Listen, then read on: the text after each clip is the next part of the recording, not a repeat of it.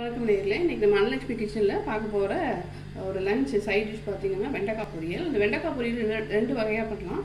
ஒன்று வந்து வெங்காயம் மிளகா போட்டு தாளிக்கலாம். இன்னொன்று வந்து இந்த ரசம் பருப்பு அது மாதிரியான கொஞ்சம் காரம் கம்மியான இதுக்கு வந்து தூள் போட்டு பண்ணலாம். அதை எப்படி பண்ணலாங்கிறத பார்க்கலாம். நான் பாருங்கள் எப்படி கட் பண்ணியிருக்கேன்னு. ரொம்பவும் இல்லாமல் ஓரளவுக்கு மீடியம் சைஸில் கட் பண்ணிக்கணும். ரொம்ப குட்டியாக கட்டிங்கன்னா குழகுழன்னு ஆயிடும். அதுக்கு ஒரு பெரிய வெங்காயமும் தாளிக்கிறதுக்கு கருவேப்பிலை வச்சுருக்கேன். இப்போ பேனில் எண்ணெய் விட்டுருக்கேன். கொஞ்சம் திக்கான பேன் எடுத்துக்கோங்க. காரணம் நமக்கு தண்ணி விடாமல் இதில் பொறுமையாக வறுக்கணும். நான் திக்கான பேனில் நான் வந்து கடலை எண்ணெய் போட்டிருக்கேன். காலைக்கு தேவையான கடுகு போட்டால் போதும்.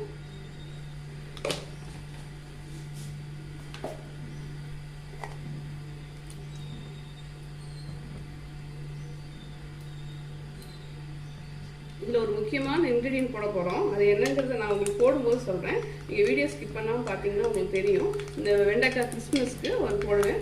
இப்போ இது நல்லா பொரிஞ்சிருச்சு. இந்த டைமில் நம்ம இந்த வெங்காயத்தையும் கருவேப்பிலையும் போட்டுக்கலாம்.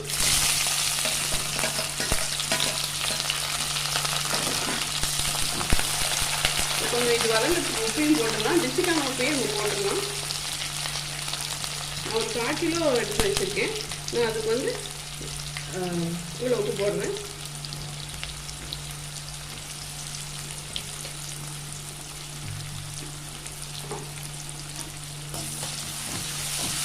பண்ணிங்கன்னா குயிக்காக இது குக் ஆயிரும், ரோஸ்ட் ஆயிரும். எண்ணெயில் பாருங்க, இப்படியே பாருங்க.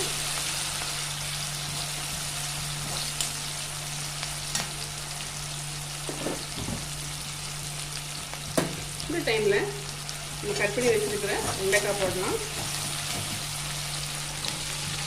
தண்ணி இல்லாமல் பார்த்து கட் பண்ணியிருந்தீங்கன்னா ரொம்ப நல்லது. கொஞ்சம் ட்ரையாக இருக்கணும், நல்லா குழகுழன்னு ஆகிடும். இப்போ எல்லாத்துக்கும் ஒரு ஆயில் கொட்டி கொடுத்துருவோம். அது மீடியம்லேயே இருக்கட்டும். இது மாதிரி நல்லா கனமான பாத்திரமாக எடுத்துக்கோங்க.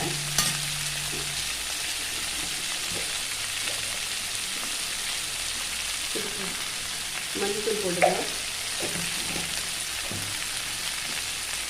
கொஞ்சம் நான் வந்து இது சாம்பார் ரசம் அதுக்கெல்லாம் வந்து கொஞ்சம் மேலே வந்து அதுக்கு வந்து ஒரு கிரேவி மாதிரி இருக்கணும். அதுக்காக நான் இந்த ஸ்பூனில் ஒரு 1.5 ஸ்பூன் மல்லித்தூள் மட்டும் போட்டுருங்க.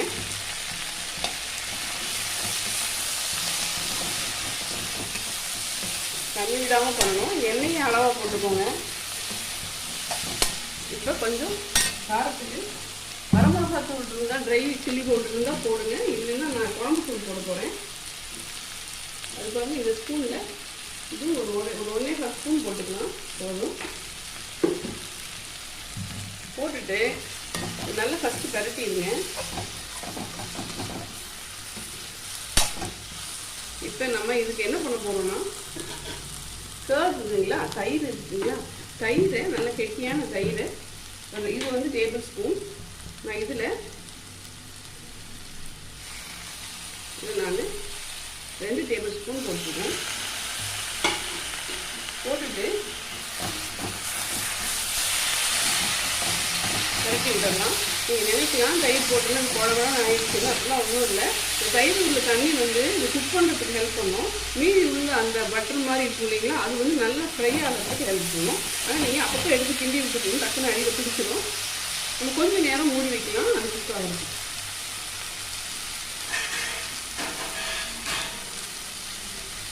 அடுப்பு கொஞ்சம் மீடியம் ஃப்ளேமில் வச்சுட்டு கொஞ்சம் நேரம் வெயிட் பண்ணலாம். பாருங்கள், ஒரு 2-3 மினிட்ஸ் ஆயிடுச்சு. இதில் பாருங்கள் எப்படி இருக்குன்னு பாருங்கள். நீங்கள் நினைக்கலாம் அது தயிர் போட்டாங்க. நீங்கள் பாருங்கள், இப்போ தண்ணி எல்லாமே எடுத்துகிட்டு பாருங்கள் எப்படி ஃப்ரை ஆக ஆரம்பிச்சு. இந்த நேரத்தில் நம்ம வந்து ஓப்பன் பண்ணியே குக் பண்ணலாம். ஓப்பன் குக்கியே வச்சுக்கலாம். காரணம் என்னென்னா, அதோட ஸ்டீம் உள்ளே போச்சுன்னா இது கிறிஸ்மஸ் வராது. இன்னும் இப்படி வச்சு நீங்கள் பெரட்டி போட்டுகிட்டே இருக்கலாம். ஆனால் பொறுமையாக கொஞ்சம் சிம்மரில் வச்சுக்கோங்க. வச்சுட்டு பண்ணுங்கள். இது கொஞ்சம் நேரம் கழிச்சு நம்ம பார்க்கலாம். நம்ம ஓப்பன்லேயே குக் பண்ணியிருக்கோம். எப்படி இருக்குது பாருங்கள், கலர் பாருங்கள். இங்கே பாருங்கள், நல்ல கோல்டன் ப்ரௌனில் இங்கே பாருங்கள் நல்ல கிறிஸ்பியாக வந்திருக்கு. நம்ம பொறுமையாக ஓப்பனில் வச்சு குக் பண்ணணும். மூடி வச்சிடாதீங்க. இன்னொன்று அப்பப்போ எடுத்து பெரட்டி விட்டுக்கணும். இல்லைன்னா அப்படியே வந்து ஒரு பக்கம் மட்டும் கருகிடும். நம்ம இந்த டைமில் அடுப்பு ஆஃப் பண்ணிடலாம். சுவையான ஒரு வெண்டைக்காய் ஃப்ரை ரெடி ஆயிடுச்சு. நான் நெக்ஸ்ட் டைம் வந்து உங்களுக்கு தாளிச்சு எப்படி செய்யலாங்கிறத தாளிக்கிறது சொல்லித்தரேன். இது வந்து நல்லா வந்து காரம் கம்மியாக இருக்கிற குழம்பு ரசத்துக்குலாம் சூப்பராக இருக்கும். இன்னும் ஒரு சூப்பரான டிஷ்ஷோட மீட் பண்ணுவோம். தேங்க்யூ.